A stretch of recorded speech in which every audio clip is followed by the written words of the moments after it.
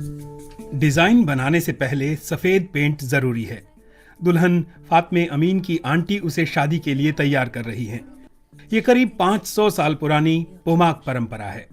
फातमे और मुस्तफा की जिंदगी की ये भव्य शुरुआत है।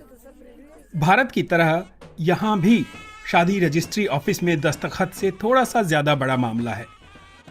2 दिन का उत्सव, सैकड़ों मेहमान और दर्जनों रस्में।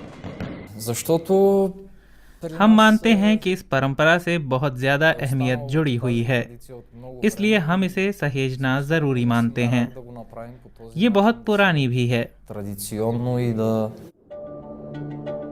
दुल्हन के परिवार ने सवेरे सवेरे ही शादी की तैयारियां शुरू कर दी हैं। फातमे के पिता ने दहेज का सामान आंगन में सजा रखा है। परंपरा के तहत इसे सभी को दिखाया जाएगा।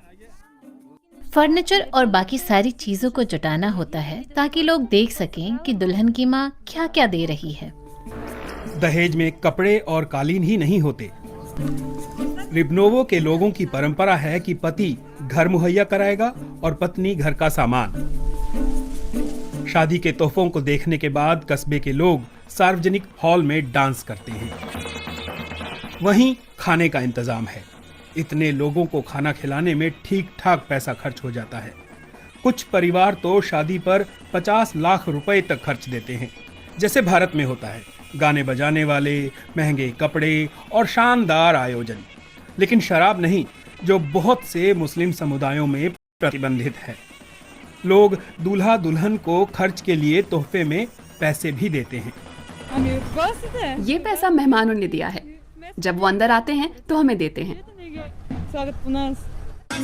महिलाएं पारंपरिक लिबास पहनती हैं, लेकिन पुरुष नहीं, क्योंकि 1946 में साम्यवादी सरकार ने मूल निवासी लोगों को दी गई अल्पसंख्यक समुदाय की मान्यता खत्म कर दी थी और परंपरा के प्रदर्शन पर रोक लगा दी थी।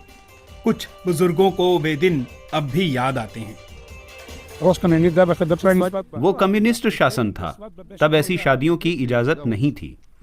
रिबनोवो में मेरी शादी आखिरी थी, तब जुर्ना बांसुरी बजाई गई थी, लेकिन उसके बाद उस पर प्रतिबंध लग गया।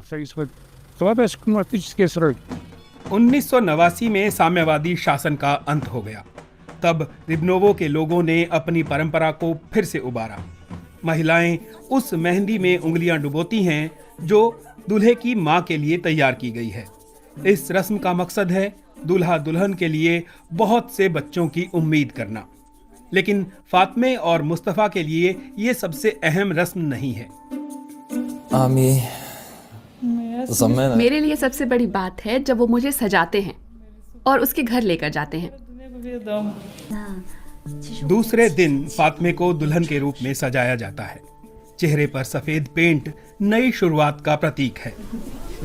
आंखें बंद कर फातमे अपने पति का हाथ पकड़कर अपने नए घर में जाती हैं। दोनों को उम्मीद है कि पोमाक शादी की परंपरा बहुत साल तक जिंदा रहेगी, क्योंकि रिबनोवो के लोग इससे जुड़े हुए हैं। जैसे मेरे पिता हमेशा कहते हैं, पत्थर अपनी जगह पर ही सुकून पाते हैं। हम कितनी भी दूर चले जाएं, लौटकर बुल्गारिया ही आते हैं, क्योंकि हमारे अपने यहाँ हैं। सुकून और खूबसूरती यहाँ है।